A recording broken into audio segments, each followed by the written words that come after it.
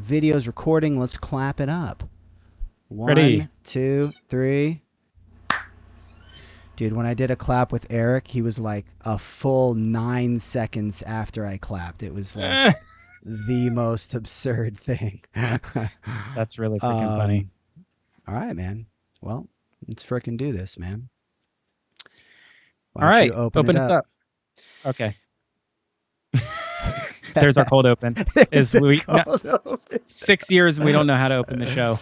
Exactly. This is gonna be like episode 222 or 3 or something like that. That's crazy. Yeah, I don't even. That's know a lot. The number. That's a lot of stuff. That's a lot of. There's a whole lot of goodies. All right, here we go. Hello and welcome to Mage Talk, still the only Magento community podcast. I'm Philip, and I'm Kalen. And shoot, what do we got going on today? We got a whole lot of items. Can we brainstorm a reason why there might not be more Magento podcasts in the world? 100%. I think we should think that through. There's a lot more podcasts in the world. Oh my gosh, there are so many podcasts. There are so many podcasts that Michelle Obama has a podcast. That is correct. Yep. I saw that. Promoted on Spotify. Looks like it's going to be a good one. By the way, Barack Obama wearing Allbirds in the picture that they used to like announce the podcast. I don't know if you noticed that. I noticed that. Yeah. Nice. Wearing Allbirds and decidedly like hip looking jeans at the same time. I was very impressed. Also, have you noticed this in all these like interviews recently, like the Trump Axios interview and some others? Like they have people sitting uncomfortably far away from each other to be socially distant. Oh, and I'm like, yeah. Barack, you don't have to sit 6 feet away from your own wife. I think you can sit. I think you sit a little closer. It's gonna be fine. Yeah. I think so. Also, terrible mic placement. Reminds me of like episode 1 Mage Talk Kalen a little bit. We're not saying he was on the same level. The ex-president was on the same level as episode 1 Kalen, but he kind of was. We got. Here's trivia. Do you know how many downloads we had of our original episode, the very first episode that we dropped? And it was, I think, a Twitter exclusive. Voltron. It was like on Magento? SoundCloud. Yep. I'm going to wager a guess, and I'm going to say 19. How close was I? Oh, you're way off. We had 700 downloads the first day. Wow. Because I remember demand. Twitter went crazy over that. Anyway, 6 years later, still the only Magento podcast. Many have come, many have gone. Many have decided to go over and work on Silius and other e-commerce platforms. But here we are. Still plugging away. And you know what's funny is 6 years later, the way we've kept our sanity is by not talking about Magento on this podcast, which the first bullet in our is talking about not. Do you remember when we brought Big Commerce on the show and you were like, I'm definitely not interviewing that guy? Did I say? I didn't say that. I'm pretty sure Tim Schultz, I think, came on the show. I thought Tim was a beast. I thought he was super interesting and ex Magento. So I was. He was an ex Magento guy. I thought that was a good one. Back in 2017, I think. So Tim Schultz, who was former Google, was hired on as the chief product officer at Big Commerce as of 2015 or something like that. Right. And he sort of came through Magento on the way. I don't think he's with the company anymore, like for a long time.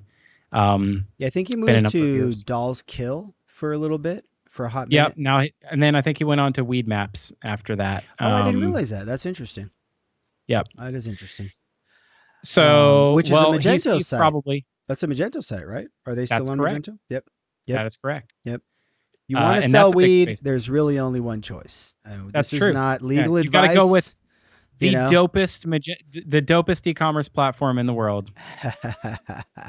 But our first bullet point, and these are not necessarily in priority order. These are in reverse chronological order on your Twitter feed and then my Twitter feed. And they're sort of interleaved. And you know what I love about that is it's just because we're getting back to the Tim Schultz thing. If you were to go to magetalk.com and search for Tim Schultz, you'll find it. I am doing the same right now. Tim Schultz, typing it in We're gonna find Tim Schultz. Let's go ahead and let's dial that in. Let's plug that in and pull it up. It was back. Whoa, holy cow! Back in episode 81. So this was published February 24th, 2016. So long story short, we've had a long and storied back and forth about BigCommerce, and today was their IPO. They went public on the public markets. Holy cow! And boy, did they ever! Their IPO today, I think it was. I want to be accurate about this because this is a pet peeve of Ben Marks's about me in particular. It opened 183% above its IPO price this morning, and peaked at 292% above. So it's shocking. But it opened for trading at 67.84 and has like basically gone to the moon since then. There's a lot of pent up demand for e-commerce. Right. A lot of demand for e-commerce. I think there's more. As we've said for a long time, there's a lot of room for more than one player in the market. Yeah. So, I don't understand anything about these IPO prices. So I saw your tweet on that, and I was like, okay, well, you obviously have some thoughts on this price. Is it? I do. And I know you literally just said this, and I probably didn't catch it because I was reprioritizing the list. but is it trading at a super high multiple to revenue or EBITDA or what's the? Yeah. So Shopify, by comparison, is trading right now, and it's been public for 5 years, I think, almost. Shopify is trading at 32x forward revenue. Okay. BigCommerce day one is trading at 39x forward revenue. Wow. And BigCommerce had some real issues in its S1 filing with the SEC. That basically, I would have to go back and look at it, and I'm in no way an analyst. There was a really great Substack about this that I will reference right now. Substack being like the newsletter platform. I don't know if you guys subscribe to any Substack newsletters. Really, really great. I do not. And there has been a whole there's been a bunch of tweets recently about like paid newsletters, and there's a whole anti-paid newsletter crowd, which is like, right. I've never subscribed to a newsletter. I don't understand it. I don't understand the hype. I sort of belong to that crowd, and I want to apologize because it's one way to live your life. It is one way to live your life. It is probably the wrong way to live your life, but the Jamon Ball has a newsletter called Clouded Judgment. Mm-hmm. cloudedjudgment.substack.com. I'm pretty sure this is just a free public newsletter because I don't believe I pay for any newsletters. But then again, if you don't spend $50 a month on private newsletters, are you a thought leader of any kind? There's Probably no not. way. I have a theory that paid newsletters are conspicuous consumption. Now, I heard a podcast that once. doesn't even have to be a theory. I think that's just a fact. Yeah, I heard a podcast once that talked about conspicuous consumption. And now I'm using the term, as if conspicuously. Yeah, exactly. Which means that you're buying something for the sake of buying it. You're buying the Prius with the little leaf on the back because you want to show people that you're in the in crowd, right? And I don't know. Yeah, that is 100% that. By the way, inconspicuous consumption in the luxury space is having sort of an interesting resurgence. Italic is a really interesting member site for buying unbranded luxury goods. Mm-hmm. I interviewed on Future Commerce podcast coming out this coming Friday, which when you listen to this, it'll publish on the 7th of August. Oh my gosh, it's August. August 7th, 2020. So Future Commerce, I interviewed the CEO and founder of Italic, who's actually has a whole lot to say about that in particular, about conspicuous consumption. Really? But getting back to And Jeremy Kai, by the way, is his name. We can Phenomenal slide down interview. down a tangent with the best of them. Like I think we're world class at We're sliding brilliant. down We're very good at tangents. that. We're We're very, very good at that. yeah, yeah. And you know what we're really good at is actually coming back to the original point, We get which there. most people can't do. Yeah, We we do. get there. We get God, there we're good at through a this. circuitous route, if you will. Um, Man, have you been reading the it dictionary? It sounds like really I've been reading. shows. Yeah, It I know really it. I know. does. It sounds like It I've been shows. reading. I have not actually been reading You've not been books reading. I or just read a paid book. newsletters. I read a book. This actually, I'm going to give you a book recommendation. And we're going to get back to big commerce here in a I'm second. But offended that you're giving me a recommendation, but go ahead. book recommendation for you, Kaylin, for all the listeners. The Victorian Internet is the Okay. story of the telegraph and the creation of the telegraph and its many fits and starts, and then its proliferation around the world and how it connected continents. Wonderful, quick read. I've read it in both physical form and listened to it on a run, so I'm 2 times through now. I like this, by the way. I've been doing this recently, is getting the Kindle and then getting both so that I can highlight stuff and then like refer back to it, but also listening to it on audiobook. I like Nice. kind of mode switch, which I think is really cool. You know what would be an absolute killer feature is if you could stay in sync on in where you are in the Yes. book between Kindle and yeah, that would be and audio. brilliant. That would be amazing. That would be chef's kiss.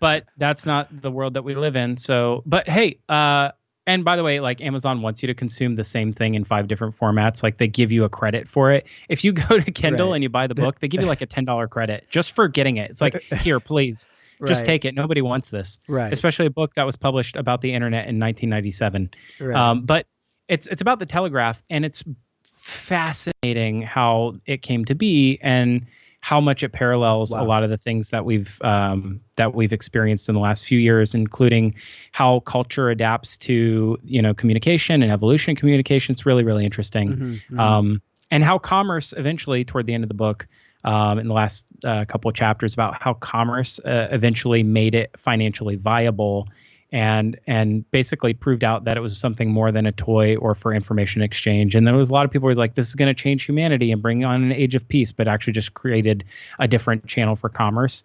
And once commerce got involved, it's like, oh, well, we've created a financially viable like commercial platform that people will pay plenty of money to use and have a leg up in business. So I found that to be really fascinating, and that kind of evolves out into the e-commerce space, which was what we're talking about now, coming back to big commerce. Wow. If you that was pretty slick. It's pretty hot.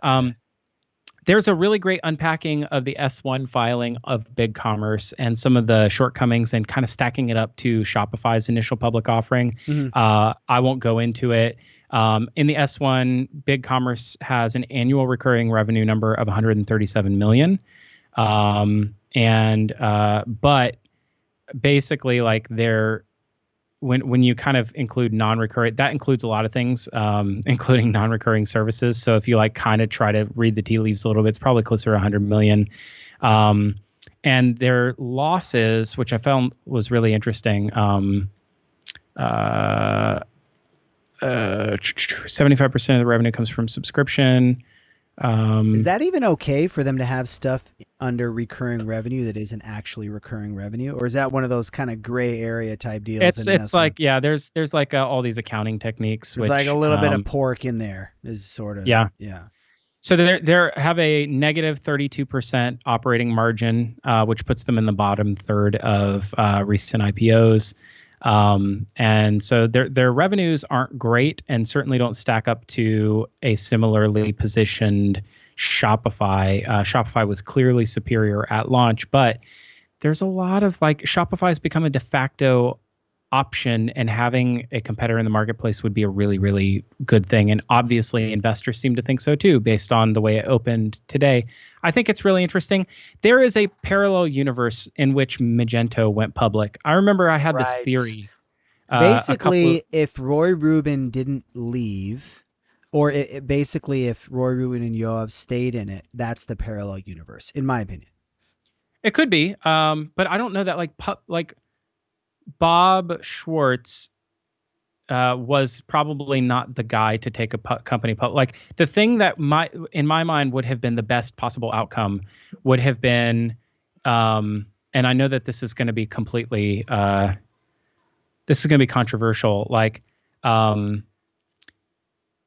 the Adobe acquisition was one exit strategy, but the other exit strategy would have been different leadership that wasn't Mark Lavelle. Like bringing in a not just a growth CEO to negotiate like an enterprise transaction, because that's who Mark Lavelle was, but bringing in a high growth CEO from a private equity perspective to navigate a public offering, and having that kind of leadership installed probably would have steered this in a different direction. And I believe they probably entertained that, because there was a lot of really interesting PR, and Mark did a whole lot of business news at one point that looked like they were kind of getting ready for, like, can Mark be the face of a company in the public markets? I saw a little bit of that and I was kind of anticipating it, but that's like private equity does a very specific thing. Right. And right. it's a really interesting world to have seen that evolution. And but I think the Adobe thing is actually better overall for the long-term viability of the product, because Magento as a tech stack, I don't think was built for the cloud economy, and to innovate for a public market demands of a cloud-centric product. Like look at all the other products, Salesforce, other things. Other things, other stuff and things. I have this theory on open source, and it's that. But we're doing a terrible job of not just covering one bullet, by the way. Right. But yes, I want Jordan's law on open source. At the rate that we're going now, we're going to get through like 1.75 bullets. Yeah. But the remember the statement "open source wins." I believe that was something that Yoav said. I don't know if he was I think he said it. I remember it. I 100% fully believed that at the time. And it's obviously a short phrase. What exactly does that mean? Open source is obviously driving a ton of the economy and has won in a certain sense, you could say. What I think was meant by that phrase at the time is that a product like Magento, which is open source, is going to beat out, let's say, a SaaS product. What I think now is that open source belongs lower in the stack, right? Your SaaS products rely on open source components that they contribute back to, and that they fuel, and there's this great symbiotic relationship. But at the product level, giving a customer an open source product, there's so much complexity there. I think SaaS wins. I think SaaS beats open source at the product level, and I think we see that. Like you see that in the markets, you see that in has always been the case being used. I don't. Maybe it's all. I mean, I think you could have a discussion around that. I think Magento was kicking some serious butt for a while there. But not the paid product. Like and not to like have my words weaponized against me, because I certainly would still continue to advocate for Magento. But when they mentioned the like 250,000 installs number, many years ago, it was the open source product. The paying customers was 2,500. It was like 1% of that. Right. And so when you compare that to, say, the proliferation of something like Shopify, who every one of their customers is a paying customer, because if you transact, you're paying Shopify. That's a completely different model. That's like, if it weren't for Rails and it wasn't for Ruby, there would be no Shopify. So it's built on open source, but they created a product that people want to buy. It's fully built on open source. Open source is a massive part of the value chain, really, and of the product, and of the knowledge base of the developers, the developer community. But I think at the product level, it doesn't actually win. And I think it's a great sentiment, and I fully believe that like for quite a while. Red Hat had the business model, right? Drupal's had a similar model. Red Hat, Drupal, very different companies. I think there are commercial offerings of open source that have existed. MongoDB is a recent IPO in the last few years that is in a similar vein. But at the end of the day, having a cloud managed service where like developers are the ones who want to care about the infrastructure and care about like being like the Exactly. actual execution of stuff, but Exactly. that is not how business buys software. Exactly. and Exactly. and the adoption of open source is a strategy, which is a means to an end, Right. to fill out, like you have to check a bunch of boxes, right? If you want developers to be on your side, then you have to use a stack that they're happy Right. using. That's why Facebook like basically adopted and took over the React project. Right. Like you Right. you kind of have to have that sort of, like, you can't really have one without the other. So you have to Yeah. steward open source, and you're Exactly. going to build on open source Exactly. because the developers are the ones who are building your product. But at the Right. end of the day, like open source itself, I don't know, Right. has not proven Right. itself to be the business model that actually has Right. the ability to build, generational Yeah. businesses. At the business model level, it doesn't quite work. Speaking of non-open source software, how much are you loving the fact that I'm on Crisp.ai for my? I feel like I Dude, finally have my audio situation under control with I this feel like, crazy yes, it harebrained sounds so scheme. good. Yeah. It sounds good. That's the first thing. But the second thing is the fact that you like paid money for it. Right. That's And that's I am going to pay for it. I have not paid yet, but I'm definitely you're on the going free to. trial. I need it. Yeah, you got to have it. I need it. Yeah. I need quality. It's worth every dime. It And by sounds the so good. way, if you guys want to sponsor, feel free. We have Crisp, Crisp.ai. I mean, listen, we've launched more podcasts than any other podcast I know. A lot of the It's people that true. have launched podcasts have said that, they drew some inspiration. So all I'm saying is we got a whole potential audience of podcasters. They've got a great sales model. Um, do they? Crisp AI? Oh yeah, I mean, just think about all the verticals they can sell into, from business meetings to, Oh, content oh, creators to, YouTubers to oh yeah. everything. Like it's an incredible opportunity they have in the market. And like I was talking to Eric about this, Eric Heilman recently, and he was saying that, even just for collaborating as a team, you want to have crisp audio. Like we're all moving to a remote first world, and this totally sounds like an ad. Like we're moving to a remote first world where online meetings are more important, all this kind of thing. And like it's interesting to me. Everybody's sort of upgrading their video, their audio, all that kind of stuff for different things. Some people are doing content. Some people it's literally just for meetings, and things like that. So I think that people should. This is really sounding like an ad. This is kind of weird, but yeah, I think Yeah, we're definitely not being paid for this, there's. definitely. But But if you want to pay us, if we were being paid for it, it would sound a lot like this.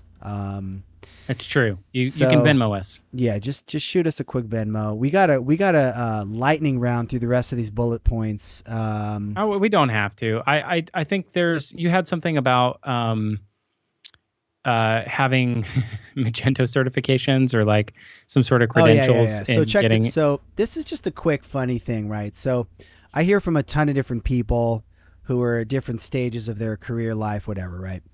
All over the world Yeah. and stuff like that. So when I hear from somebody who says, "Hey, I'm trying to get more work as a Magento developer. Any advice you can give?"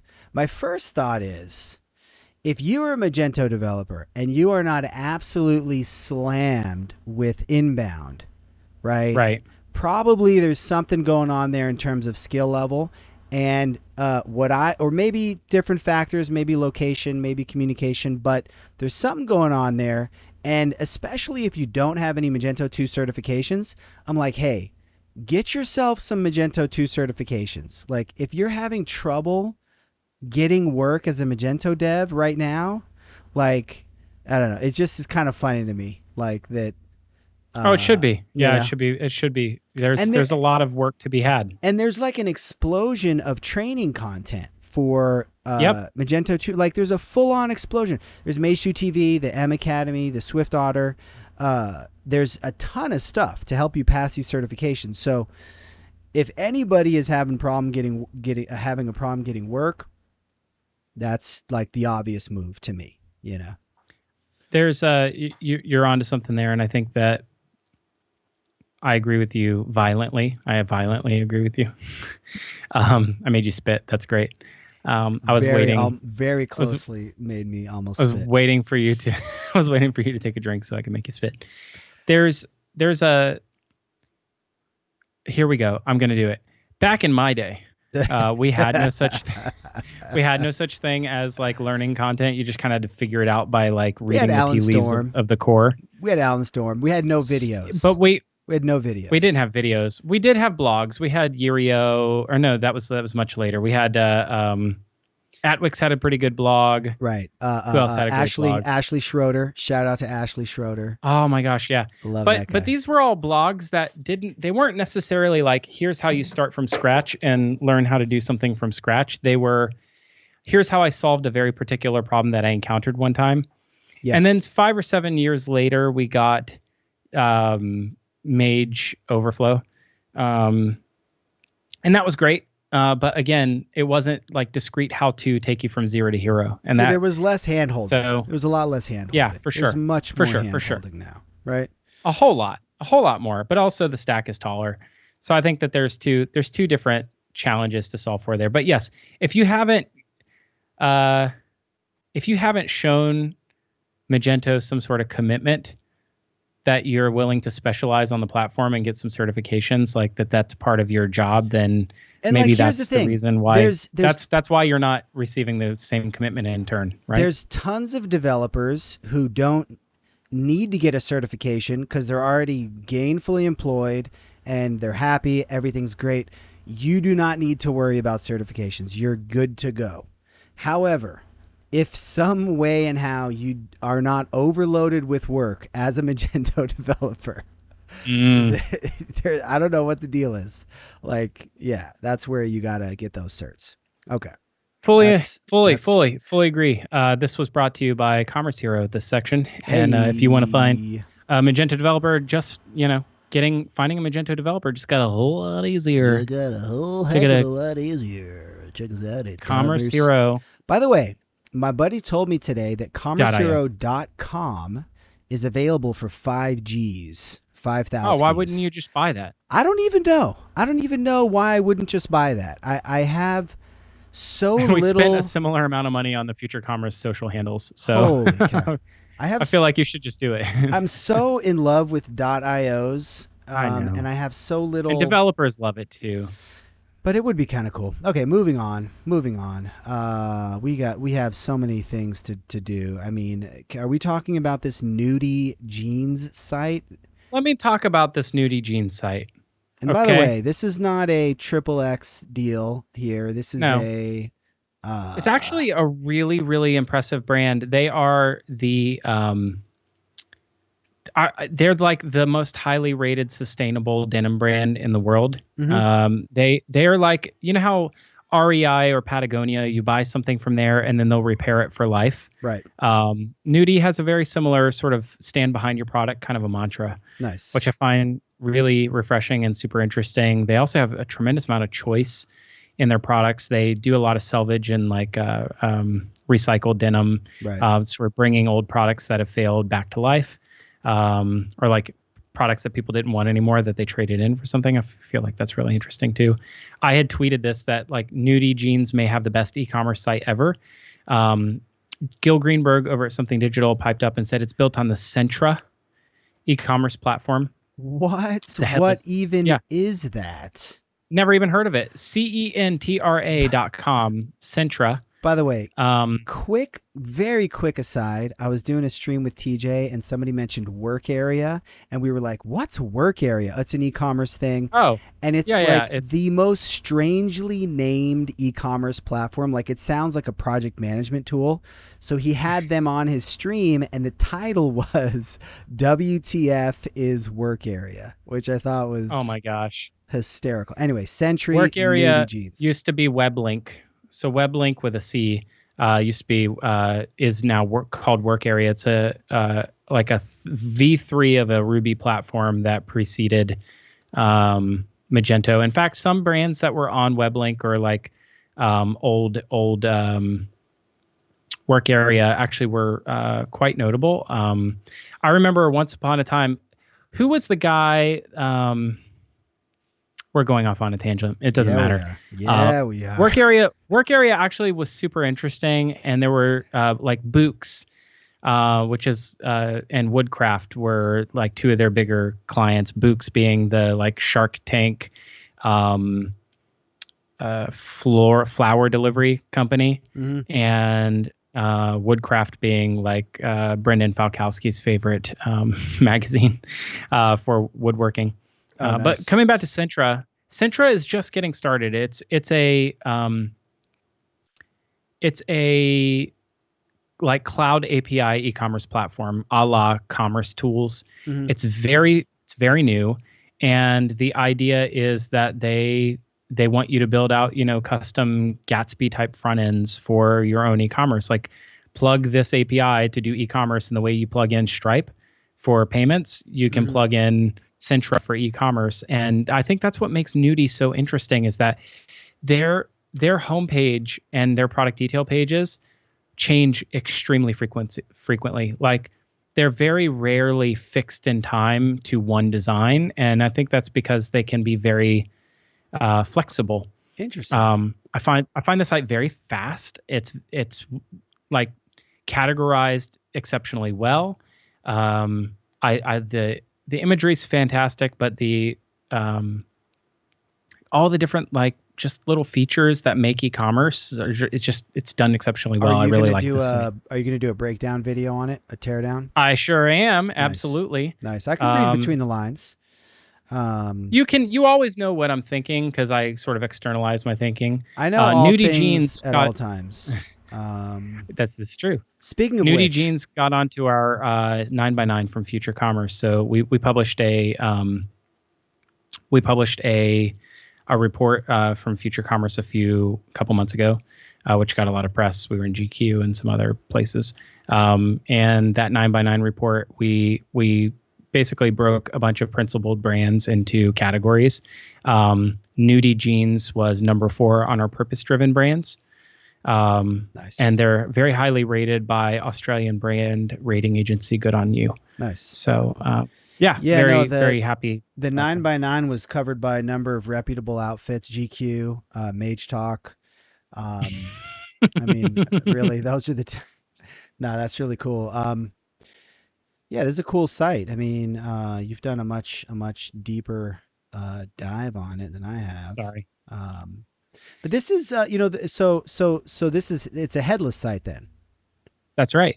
It's interesting because we have we have an interview coming up pretty soon with Eric Irway over at Yeah, Magento on PWA and stuff like that. So that'll be so it's kind of a cool case study for headless, not Magento headless, but yeah. We're recording that Sentry. Is next that it's week. called? Yeah, I it should want be good. Centra, Centra, Centra. Centra.com, Centra. I'm scrolling up and down on the site trying to find something interesting to say, and I have nothing. But I thought it was a cool site, and that I don't was. know how you could have nothing to say. It's an exceptionally beautiful site. I It's like a it. very beautiful. No. It's a very aesthetically, it's beautiful, and I did take a quick look at it. I was like, oh, It's this is a fast. beautiful site, and that was pretty much the extent. It's fast. Great Click into photography, the repair shops. Like click into fantastic repair photography. shops. Repair shops, Yeah. repair shops, Repair shops, repair. repair partners, repair kit, mobile repair station. Like Oh, repair. Okay, this is yeah. repair These are all the kinds of things. service. Like if you had to think about how you might have solved this in the Magento space. What would you do? You'd build like a backend to this. Like Right. you would have a place to manage all of your shops and then the stuff about Super your shop, like a fast. store locator. Right. And then every time you click, you'd have to like reload the page. Yep. This has such an interesting like use case in that they don't have to find like a plugin that works with their e-commerce platform to be able to have this kind of experience. They can just make one or build one. I love this. I just love the approach. It's a really interesting approach. Super So cool. Super, so we'll talk super all things cool. PWA. I'll actually ask Eric very specifically like how you could recreate this kind of experience with PWA. I think think it'd be really cool. Dude, that's a great question for that. Can I confess that I am one of those people that is just not that interested in PWA? I don't know. I just, and which makes me a good type of person that's like an end client that's like, listen, I don't care about the technology. If there's something cool that can be done, talk to me about it. Otherwise, like, I got a Laravel site to work. You know what's funny? That's so funny. I love that. That's how you ended that. I'm just being That's not totally, where I thought you were going. I'm just being totally Because I was honest going to about it. follow it up with I had this conversation with Ian Leslie, who's the chief marketing officer at Industry West. Magento fanboy, loves his Magento. Nice. They're building a third storefront on their Magento now. They're looking at PWA. They're very excited about the future. Nice. And they are a direct-to-consumer brand, and they're bootstrapped. And so they're sort of this like Wow. really interesting company, and they're still doing all the hype stuff. Like they're Got doing an all the stuff they should Instagram be. channel and all that hype business. You're a little behind on it. I'm a little behind. There's this thing they're called doing a lot of TikTok. content to commerce. They're doing some content to commerce stuff. They're doing very prolific blogging. They're partnering up with a bunch of other brands, doing a lot of collaborations. They have a really nice showroom on Crosby, I think, in Soho. But they're doing the thing they should be doing for that kind of a company, but they're not using Shopify, which kind of makes them a little interesting. And but I kind of gauge Ian's like mental health by his presence at any one time of like how aware of cron jobs are you right now? And if he's very aware of cron jobs, it makes me worried because I don't think there's a single Shopify owner who has ever even heard of a cron job. Right. So I like it. I like that was where you went with that. I actually spoke to a CEO and a CFO today of a very large company who were prattling on and on and on about Magento. And I kind of stopped them and I said, listen, I don't like all due respect, but it makes me very concerned when the C-suite of a big retail company knows what engine they have in their car. Like you should be worried about the P&L and not the technology that's driving it. That bothers me. Because if it's driving growth, then you shouldn't care what's running it, right? Could be like on Sentra. It could be on Sentra for a crying out loud. Could be on frickin' BigCommerce. Oh my gosh. So here's that was a great way of tying that up. Here's what I'm curious about actually with that use case of somebody that's a nifty, newer, smart brand wanting to build headless on Magento. My understanding and what I always thought should be prioritized, and I've ranted on this a time or two, is full API coverage in Magento. I think that's how e-commerce platforms can compete for headless market share. And I don't know, I'm curious, like, I don't know what the current state is of coverage. I don't know why you're laughing so much. You're going to have to ask Eric Irway about that. We'll have to ask Eric about that. But I'm curious. That would be my first question to somebody. I would say, I'd be like, that's interesting. How does the API coverage stack up at the current moment? Let me tell you right now. Because that's literally all you. Listeners. That's all you care about. I'm going to commit to our listeners. Yeah. I'm going to ask him for a number. Eric, come prepared. I want you to show up like, Trump with his stack of papers of like how, like the number of COVID deaths. We're going to have Eric like, It's going to be like all over the place looking for like papers. And I'm going to say, oh, you're measuring percentage of API coverage based on lines of code percentage. I see. Right. You can't do that. Right. Anyway, right. But I'm gonna hold you to it, Eric. You got to come up with a number, and anything less than 100 is gonna kind of have me shrugging. I'm gonna have to figure out why it's not 100 yet. Right. You're right. The biggest issue we have is I saw this really interesting tweet, and we'll probably leave it here. Somebody had this is not in your notes, but like somebody had put it out into the ether the other day about. What is the one feature? Oh, it was Mark Schust put it out into the ether. He's like, what is the one thing that is feature that Magento's missing? Yeah. What's the thing that's missing in Magento? and somebody was like, we should just take all the Unergy stuff and just fold it in, Right. because I feel we need better, more performant import export.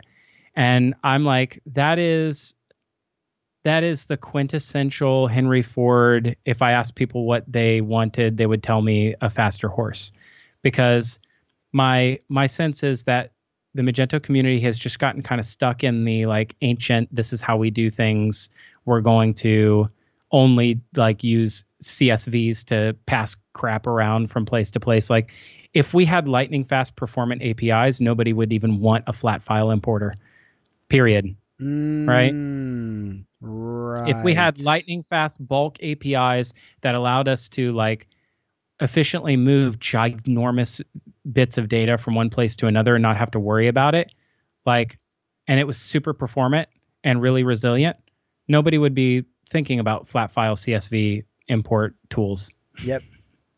So 100%. that's where we're at. That's pretty Speaking fun. of speaking of flat file CSV import tools, you've been kidnapped, and the this Okay. is a tweet that I saw going around, which is, here's the concept: you've been kidnapped. You're very good at coming up things on the fly, so I want to see what you come up with. You've been kidnapped, but you can use social media, but you can't say anything obvious like I'm kidnapped. You have to make it a little. So what's the thing you would tweet to let people know something was very not right in your world? And my idea was I would tweet something to the effect of, I don't think remote work is a very good idea, actually. People really should be in an office, to actually get work done. That would be my, like, I'm kidnapped tweet. So what would yours be? Something to the effect of, you know what? Come to think of it, everybody, I really feel like, gosh, you got me on this one. Come to think of it, You got to have uh, something, dude. You're on I the gotta fly, have it. Yeah, Winkle. You're on the I fly. thought I used it. You know what? This is you might have stumped me. Oh, come to think of it, I think this whole climate change things is a hoax. Okay. Capitalism forever. Elon for life. There, Okay. that's what I would tweet. Yeah, that would definitely, that would tip me off. Are you not an Elon fan? We're not going to talk too much about. No, Oh God. I know, and he's South African too. I really I'm should like so him. sorry. Yeah, we had to have a family discussion about this because there was some things said about Elon, and I had to. I You had to defend your boy. Yeah, I had to put my foot down. But I love the entrepreneur thing. You know what I could super get behind? If you read, there's this brilliant. I'll leave it at this. This is the last thing I'll say. Um, Jeff Bezos posted on the Amazon blog. It's blog.aboutamazon.com.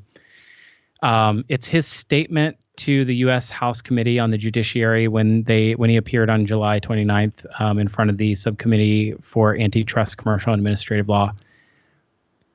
This read, which is not a short read, this chapter of his life that he sort of unfolds of like his origin, of his mom, and his mom Jackie had him when she was a 17-year-old high school student, and he was born in Albuquerque, New Mexico, and she was like a pregnant high schooler, and his dad was like an immigrant from Cuba.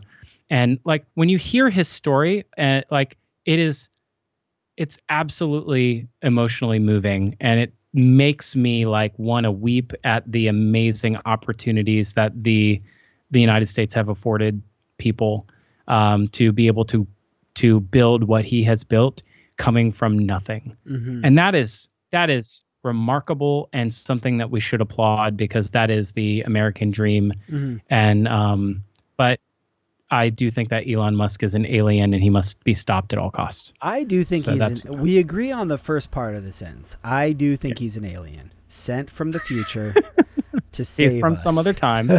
Yes. So at least we're partially on the same page Yeah. there. I can get behind Bezos and I'll defend him to the death, and he's also made the world a much worse place to live. But um I That's respect the funny. heck out of him, Yeah, you know. yeah, that's Yeah. interesting. Yep.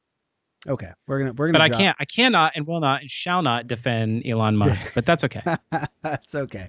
Um, couple of, actually, this is a little bit of a segue on the topic of sort of technology.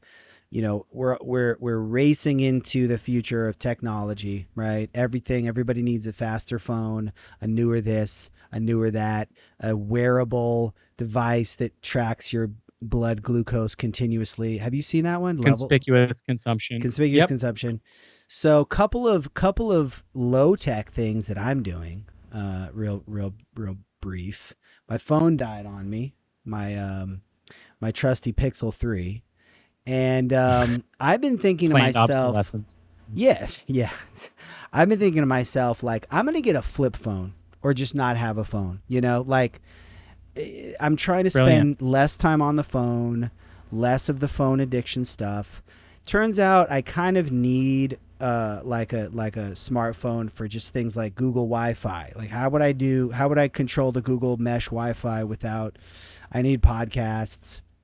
But we had a super old like Alcatel Android phone. It's like way slower, much worse of a camera that we had lying around, and I'm using that, So I'm kind of going backwards in time Really? on my phone situation. Yeah, You're actually doing that? I'm doing it right now. It's right here. It's even cracked and all I have jacked to up. see it. Yeah, it's right there. What the That's it. heck? That's what's going on. So Wow. I'm living that life, Is it, so man. your Pixel 3 boot looped and now you're like, you know what? Who even needs a phone? Who even needs a phone? Yeah, I would have gone full flip. If there is a flip phone that I can do two-factor auth, on, and things like control my Google Wi-Fi, play Spotify, play podcasts, that's it. I'll be Wow. team flippity flop. Um, and the other thing I did is I figured out how to disable images.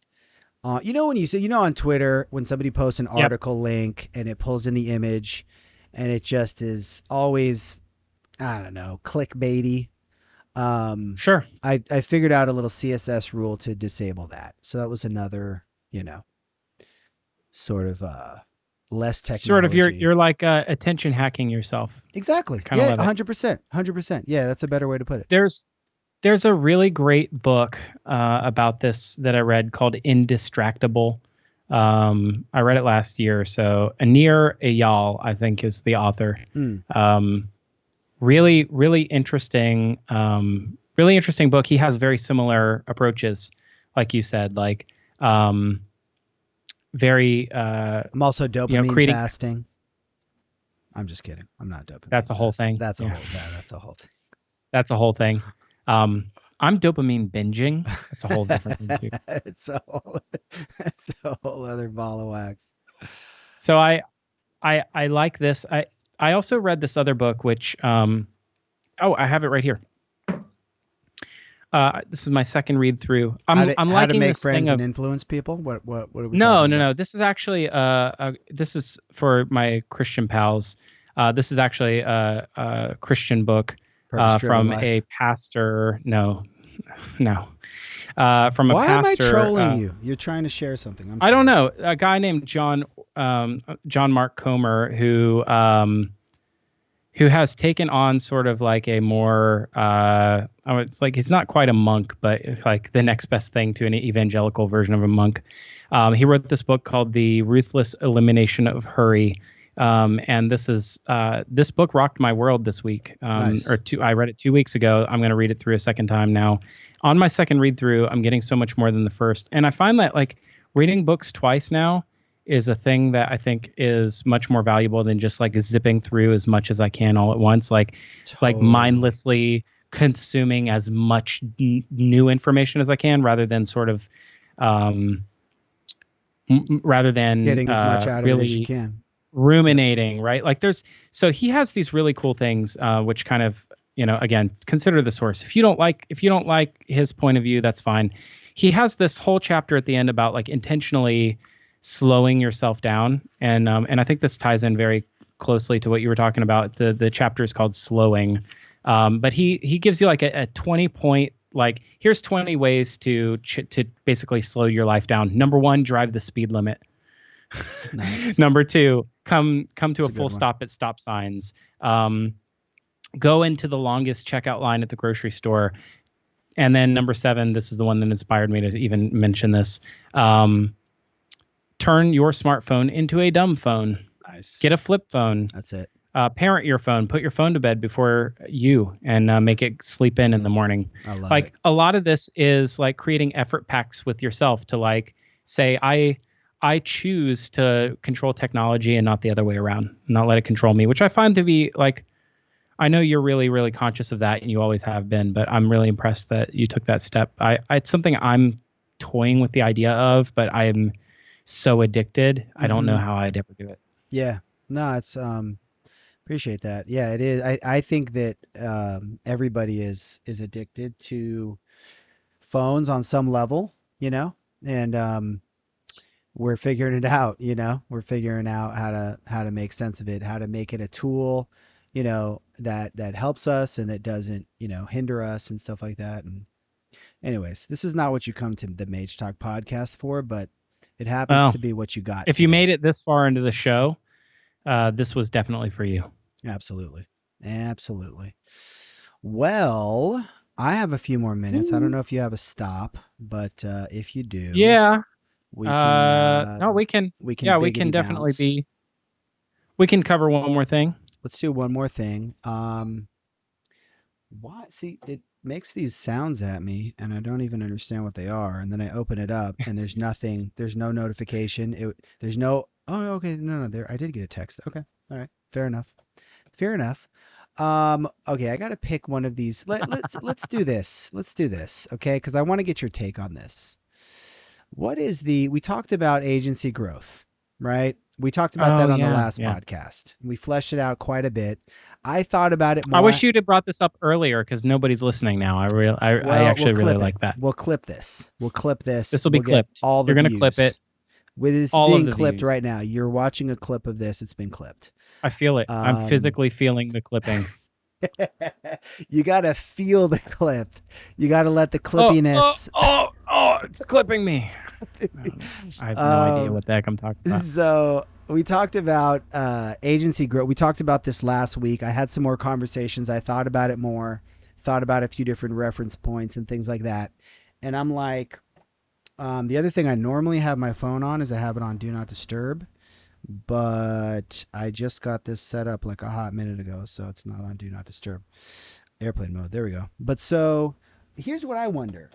What is the theoretical maximum that rate that an agency can grow at without degrading quality? Like, It's is logarithmic. there is I'm not there kidding. okay, and like what are the constraints? Like, does it, like, I heard some interesting replies on Twitter to it. Like, does it, let's say for example, let's say you double your team size in a year, right? So then Hmm. at that point, like half of the team has only been there a year. We also, like, you and I talked about like tenure rates, right? Like, you guys have a great Mm, tenure length at your company, and that's important, right? Like, is there something to do with people have had to have been there, or a percentage of the people have had to have been there for a certain period of time? Like what, yeah, like let's napkin math this out. Let's figure this out. You know, that's what I. yeah. So let me give you a scenario. That way we can talk about it with some sort of some kind of common understanding. If you have one client and one developer, and then you have two developers and two clients, that's 100% growth.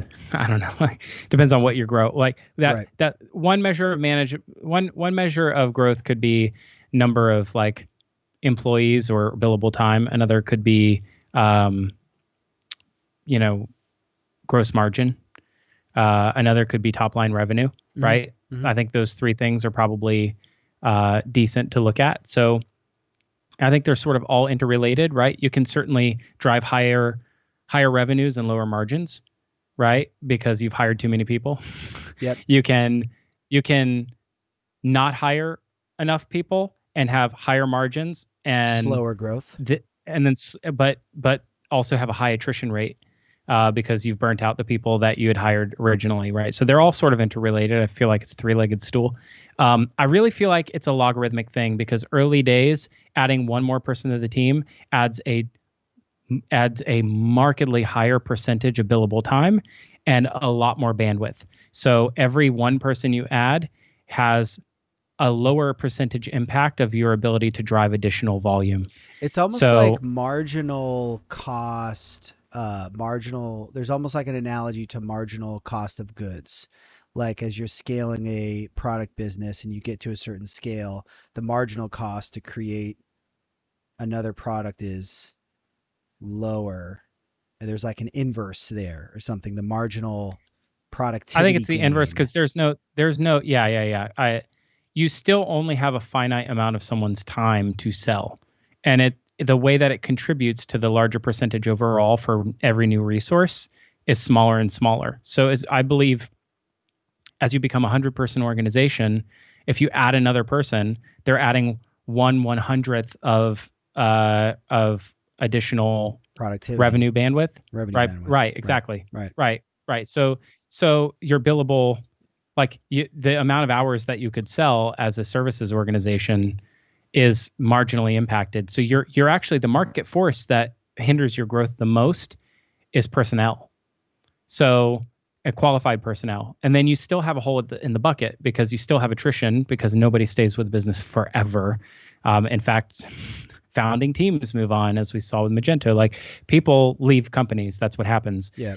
So you kind of have to constantly fill the top of that, uh, fill the top of the funnel, and it's a really interesting problem to try to solve for because you want to still close business that you theoretically can't deliver on just yet because that's how you keep margin, Right. top line revenue, and employee retention sort of in check. Right. It's a really interesting balance. I think it's logarithmic, and that's why you can grow so fast in early days, and really should be like very careful about the way that you grow much later on. When you become a 30, 40, 50-person company, the 30%, 40%, 50% year-on-year growth will kill you. Mm-hmm. Because you'll begin to burn out your employees or you'll begin to deliver diminished margins or both. And that's In then many that cases, both. hamper in many cases both. And then you know what happens? Then you get a bad reputation. Nobody wants to work with you on both sides of the equation. Nobody wants to be your employee and nobody wants to hire you. And Yeah. that's what kills agencies. And the kind of the inverse of that is that if you don't grow fast, we talked about this last week, if you don't grow Yes. fast enough, there's certain negative consequences of that, right? Like you need to have a pipeline in order to feed a growing team. Also, if let's say you have partnerships, right? Like a Magento Adobe partnership, they want to be able to know they can send you deals and you'll close them reliably. So that, That's assuming that Adobe is even ever sending anyone deals ever. which is So no that's a longer whole other happening. conversation. Yeah. I mean, if you're You know, at this point, if you're not an to Adobe be partner, successful, huh? I don't want to make any definitive statements about that because I'm probably legally bound somewhere not to talk ill, and that's even implying that I would. Here's what I'm trying to say: uh, you got to learn to fish for yourself. That's how you become successful. If you are dependent on your partners to deliver you value, then I would like the writing's on the wall. At some point, it's gonna fall. Like there's always like a new hot chick that comes to school, right? That you want to date. Like Right. there will be newer, better partners. You know, the Accentures and the Deloittes of the world come into the ecosystem, and then everybody wants to go chase after them. They're going to go give them new deals. They're like, you have to learn to fish for yourself in the agency space. Like you have to differentiate yourself, and you have to build your own funnel. And to be honest with you, in some cases, being like a solo Magento agency or like a solo if a Cisco agency, doesn't matter what it is, if you are like all in specialist on that one agency, it kind of gets taken for granted after some period of time. Like the thing that engenders partners dearest to you is when they know that you could spin a deal to someone else. Mm-hmm. That's actually keeps them closer. Optionality. Optionality, yeah. There's And a so all of a dating sudden you analogy become in their there as best well. friend. Yeah. Like you if you keep your options open, to quote Aaron Burr, you'll double your chances. So I think Mm-hmm. there's a Mm-hmm. Yeah. Anyway, That's definitely a good point. I know we've meandered a little bit on this this has topic, been the best but Mage Talk that we've done in a year. I'm just saying. I think so too. I think we're getting it back. I think we're getting the mojo back. Heck Hey, yeah. this episode is brought to you by Mage Mojo. Right at the we're end. we're getting our Mage Mojo back. Yeah, we are. Magento Hosting. Check them out at magemojo.com. We're also bringing back the native ads, if you haven't noticed. Bring back I mean, very loosely. the They're still native. going to be baked in. We're They're doing still going to double be the baked in. ads. We're doubling up. We're double Yeah. dipping on the ads. But yeah, I believe that. Oh my gosh, we are at 1 hour and 41 seconds to the dot. How good is that? Thank you for listening to Mage Talk. Go give us a 5-star on iTunes. And if you are looking for Magento hosting, look no further. Go check out Stratus by Mage Mojo. It's the best place that you can host your Magento infrastructure in 2020. Tell a friend, text your ex. All right, we're out of here. Fantastic. Peace out.